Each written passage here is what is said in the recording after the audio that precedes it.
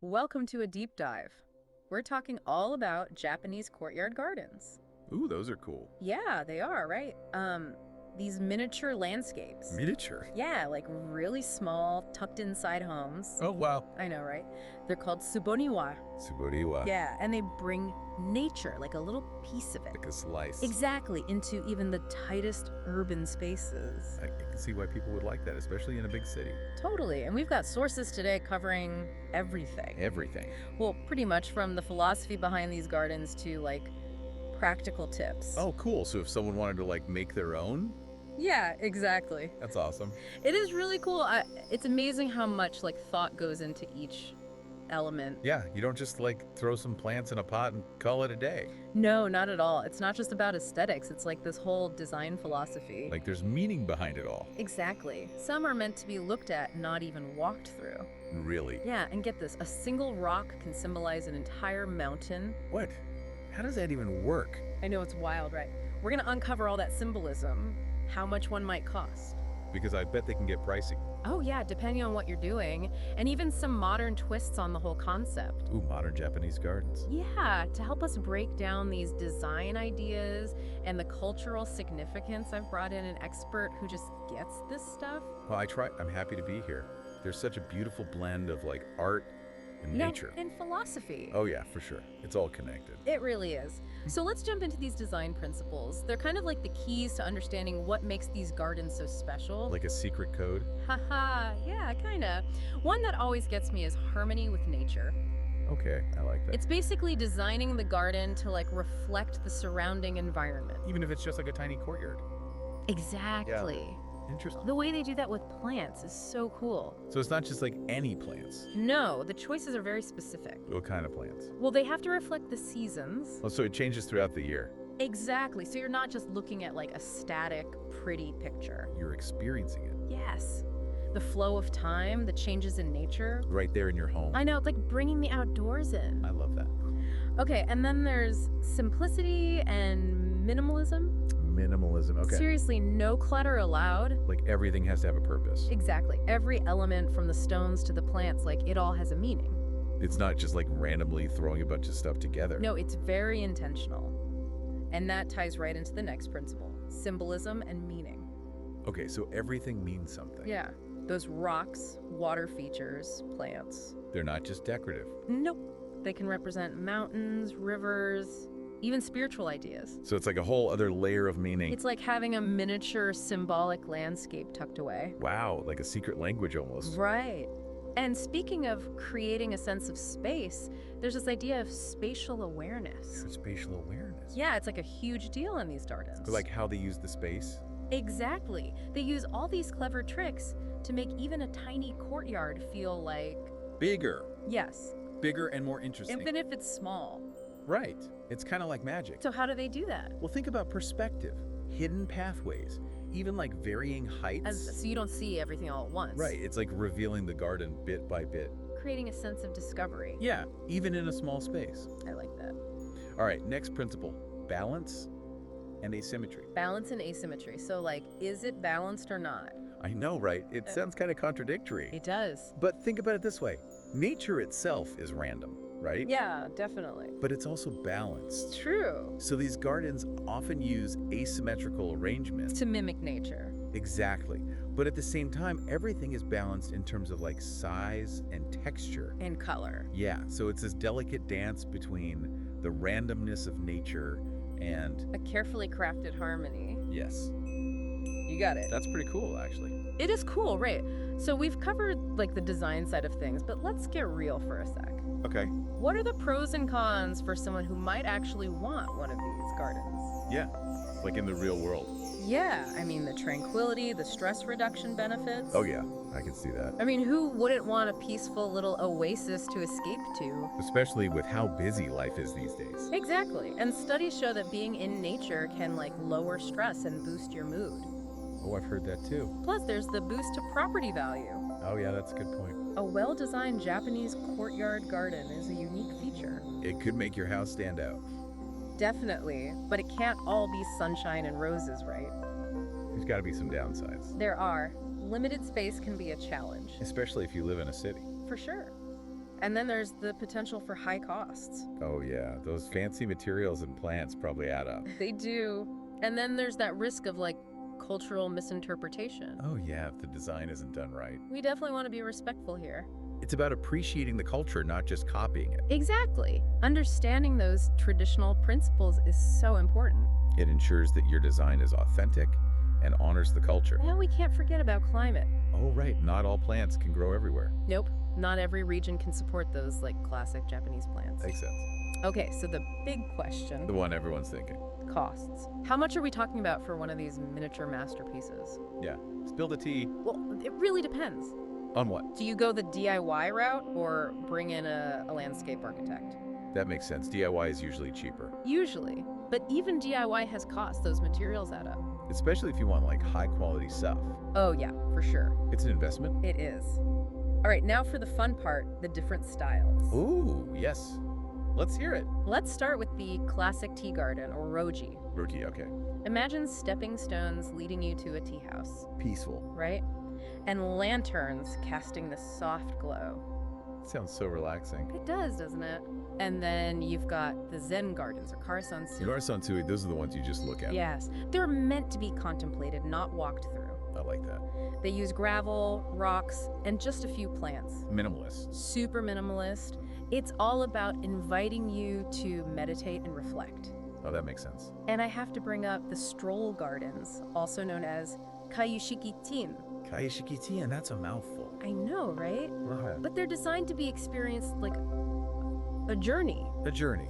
Yeah, winding paths, hidden views. Oh, so you discover things as you walk. Exactly. It's like exploring a miniature landscape. I like that. They're usually larger scale, but you can adapt elements for a courtyard to get that sense of discovery. So cool. And then there are the modern interpretations. Oh, I was wondering about those. They're so exciting. We see these fusion designs blending traditional elements with like glass. Oh, wow, like a modern take. Yeah, and even minimalist gardens with clean lines. Then maybe a modern sculpture as a focal point.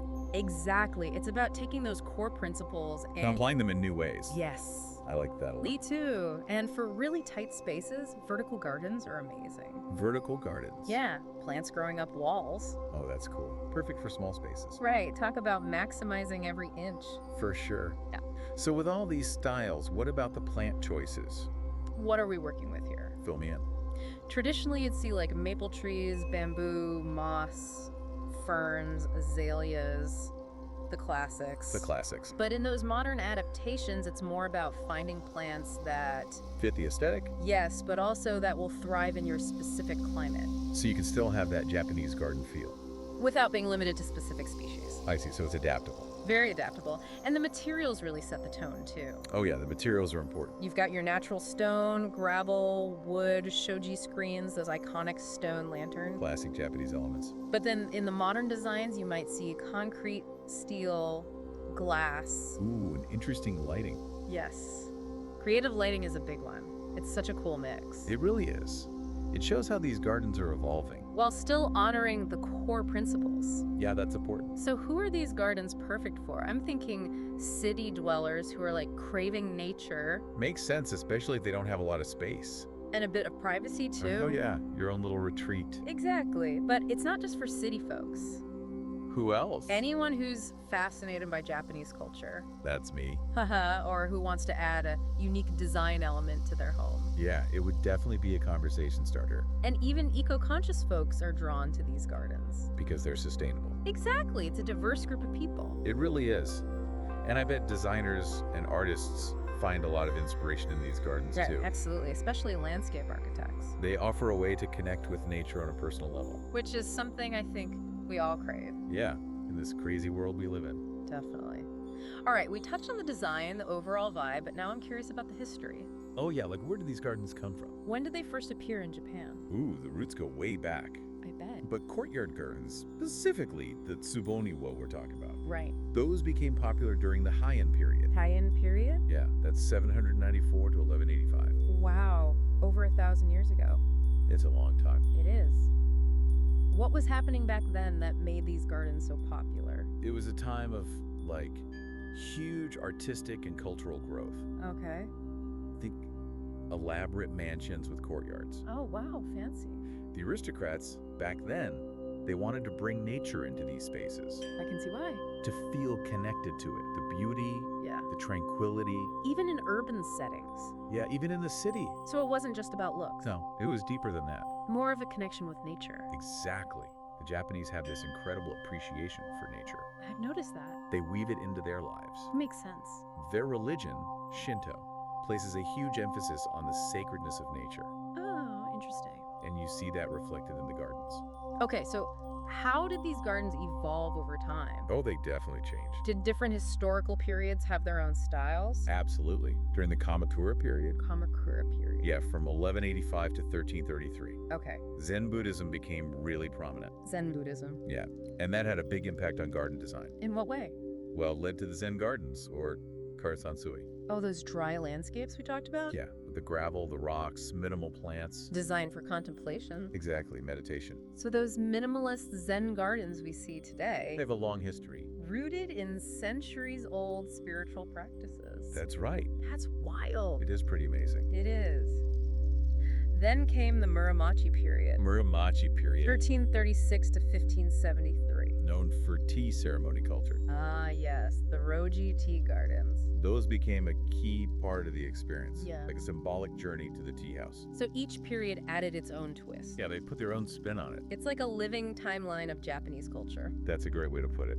And then during the Edo period, Edo period. 1603 to 1868, The ruling class, they were really into stroll gardens. stroll gardens, gashikatin, Yeah, those ones. winding paths, ponds, carefully framed views. You could get lost in one of those. I bet. And usually they're larger scale. Yeah, but you can adapt elements for a courtyard. To get that sense of exploration, The surprise, the discovery, it's fascinating how those garden styles reflect. the changes in Japanese history. Yeah, the culture, the philosophy. It's all connected. It really is. And even today, You see modern versions, modern interpretations of courtyard gardens. drawing inspiration from the historical styles. But they're also incorporating new materials. New design concepts. It shows how adaptable these gardens are. Yeah, they're not stuck in the past. So we've covered the history, but what about their role in Japanese society today? Oh, they're still very relevant, Are they really? even in busy urban Japan. With all the technology? Exactly, these gardens offer peace and tranquility. A break from the chaos. It's like a little refuge in your home. I love that idea. And for a lot of people, these gardens are a connection. To their heritage? Yeah, their traditions, the values. That passed down for generations. It's special. Tending a garden almost sounds like a meditation.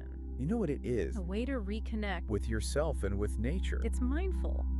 In a world that's so fast-paced and tech-driven, We need that. these gardens offer a space to slow down, to contemplate. To appreciate nature. Exactly. So it's not just a garden. It's a way of life. It's a philosophy. Harmony, balance, respect for nature. Those are important values. More important now than ever before. I totally agree.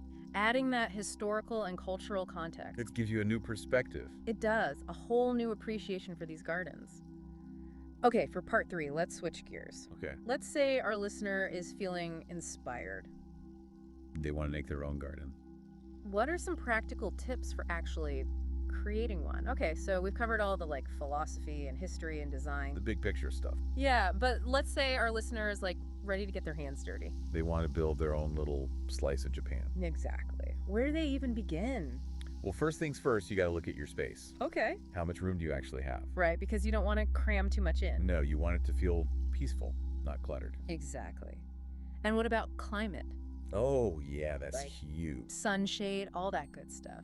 It's going to determine what kind of plants you can even have. Right, because you wouldn't want to put a delicate fern that loves the shade out in the blazing sun. No, you got to work with what you've got. So research is key. Oh, absolutely. Learn about those traditional Japanese plants, maples, bamboo, all that. The classics. But also be open to branching out a little. Oh, yeah. Find plants that have that Japanese aesthetic. But that will actually thrive in your climate. It's about adapting the style to your specific environment. I like that, mixing the traditional with the modern. Make your own. Okay. And then there's the hardscaping. Ooh, the fun stuff. Natural stone, gravel, wood. Stepping stone's a water feature. Maybe even a little stone lantern or a bamboo fence. Those details really make it special. But I'm guessing all that can get pricey. It can, but there are ways to save. Oh, tell me more. Look for reclaimed materials or get your DIY on. Ooh, DIY projects. Yeah, instead of buying expensive stepping stones You could make your own. with concrete pavers or something. That's a good idea. What about the overall design? Any tips for, like, nailing that Japanese garden look? Remember, asymmetry is key. Asymmetry. Yeah, embrace a little randomness. Not everything has to be perfect. And always come back to those core principles. Simplicity, minimalism, connection to nature. So less is more.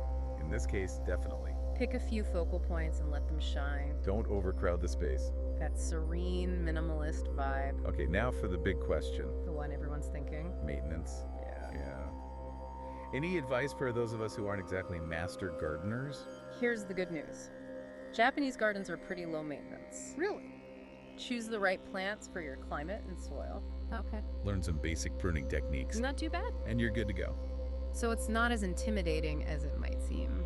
No, not at all. That's good to know.